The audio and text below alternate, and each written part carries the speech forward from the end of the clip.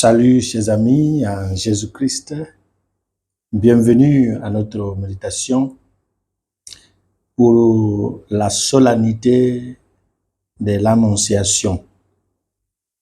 C'est une fête qui a commencé depuis le 6e siècle pour l'Église de l'Orient, qui marque 9 mois avant la fête de Noël, ce qui nous montre que c'est une fête qui est liée à l'incarnation. L'Annonciation est liée à la nativité du Seigneur. Et avant cela, il est nécessaire de dire que cette fête est appelée l'Annonciation de Marie. Mais vu que c'est une fête qui parle de l'incarnation, le nouveau ordre liturgique a préféré la considérer comme l'Annonciation du Seigneur. Et c'est ce que nous célébrons aujourd'hui. Au centre de cette fête se trouve la Vierge Marie. Mais la raison pour laquelle elle se trouve au centre, c'est parce qu'elle a accepté, pas aveuglement, après l'interrogation, l'examination, la réflexion, la méditation, pour mieux connaître, pour mieux comprendre. Elle a collaboré par son fiat au projet de Dieu. Et c'est pourquoi nous réservons une place spéciale à la Vierge Marie pour cette solennité. L'Église nous propose l'Évangile selon Saint Luc au chapitre 1, versets 26 à 39, avec d'autres lectures comme la première lecture tirée de la prophétie d'Isaïe au chapitre 7, versets 10 à 14, et chapitre 8, verset 10, qui est la prophétie sur la naissance par une vierge d'un homme qui sera appelé Emmanuel, Dieu avec nous. C'est au temps d'Akaz, le roi d'Israël. Et la deuxième lecture nous parle, d'ailleurs c'est tiré de la lettre aux Hébreux chapitre 10, verset 4 à 10, qui nous parle de la supériorité du sang de Jésus au-delà du sang des animaux. Jésus qui est l'expiation de nos péchés, qui est la raison d'être de notre nouvelle alliance avec Dieu. Et au sommet, c'est l'évangile de Saint Luc qui nous présente réellement ce que nous célébrons. Nous célébrons Dieu qui entre par la porte du service. Dieu qui entre par la porte du service. Et l'Annonciation est la fête du Seigneur qui s'incarne dans le sein de Marie, la Vierge Marie. Commençons par une nouvelle histoire.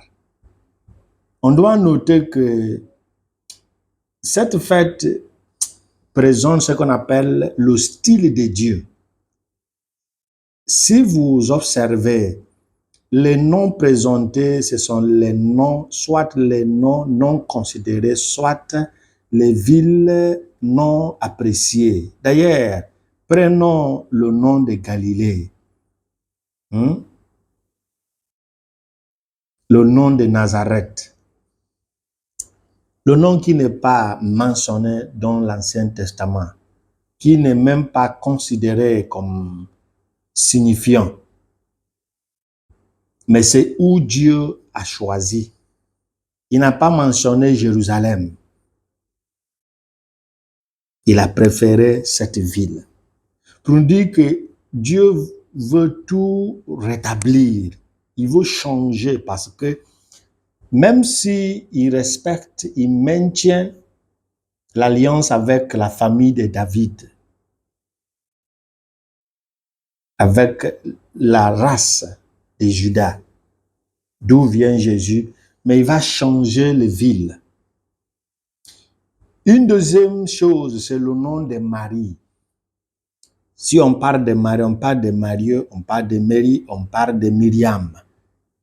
C'est un nom que l'Ancien Testament n'avait pas le courage de donner aux filles à cause de la lèpre de Myriam, la grande sœur de Moïse. Au Nombre chapitre 12, verset 9, Dieu veut rétablir l'importance de ce nom et le rôle de ce nom. Il a pris une dame qui s'appelle Marie, Myriam, pour faire quelque chose. Ce qu'on appelle le style de Dieu. Il n'a pas choisi d'une famille royale très riche et connue. Il a pris une famille pauvre pour nous montrer quelque chose, pour nous démontrer la puissance de la faiblesse de Dieu.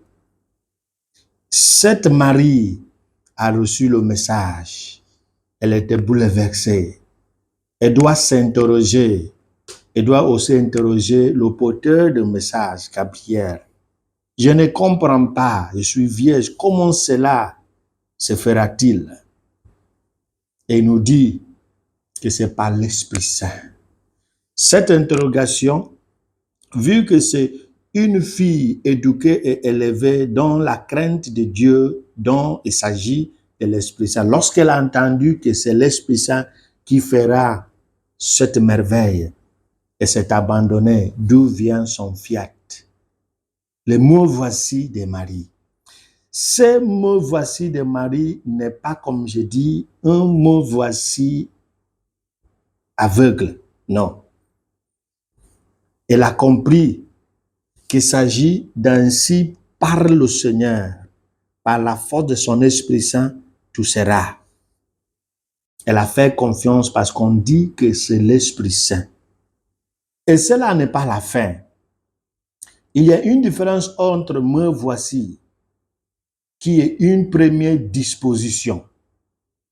Dans toutes les foi chrétiennes, il y a des dispositions. La première disposition, lorsqu'il y a une petite conviction, on répond, me voici. Il y a la deuxième disposition. La deuxième disposition, c'est d'accepter le temps de Dieu. C'est de rentrer dans le rythme de Dieu. C'est de rentrer dans le calcul de Dieu. Et ce calcul de Dieu ne vient pas dans les jours, les heures, les années. C'est le programme selon les évolutions de Dieu. Et c'est ça, la formation que celui ou celle qui a dit « me voici » recevra en suivant le Christ. Marie l'a reçu. On n'a jamais dit à Marie que faute, pour ne pas dire grâce, à son fils, son cœur sera transpercé. Transpercé. On n'a jamais dit à Marie que lorsque l'enfant sera né, Hérode cherchera à le tuer. Vous devrez aller en exil. C'était jamais dit. On n'a jamais dit à Marie que Jésus sera crucifié. C'est ça. Après le me voici. Et la deuxième disposition, c'est d'accepter le programme de Dieu. Et ce programme n'est pas mesuré dans la chronologie de l'homme. C'est dans le temps, le rythme de Dieu. Et l'annonciation nous montre comment accepter et l'implication d'un fiat. Que le Seigneur nous donne la grâce de comprendre comment il évolue avec ce qu'il accepte. Et l'annonciation est une fête très mystérieuse qui nous aide à comprendre le rythme de Dieu et qui nous bénisse le Père, le Fils et le Saint-Esprit. Amen. Aujourd'hui, étant une solennité, l'Église nous indique qu'il n'y a pas de jeûne. Pour ceux qui font le chemin de croix aujourd'hui, mercredi, c'est aussi un jour de marquer une pause, parce que c'est la solennité, ni de jeûne, ni de chemin de croix, mais on vous laisse choisir selon votre compréhension. Mais c'est ça l'enseignement de l'Église, qui nous bénisse dans une seule Église qui est sainte, une, catholique et apostolique. Amen.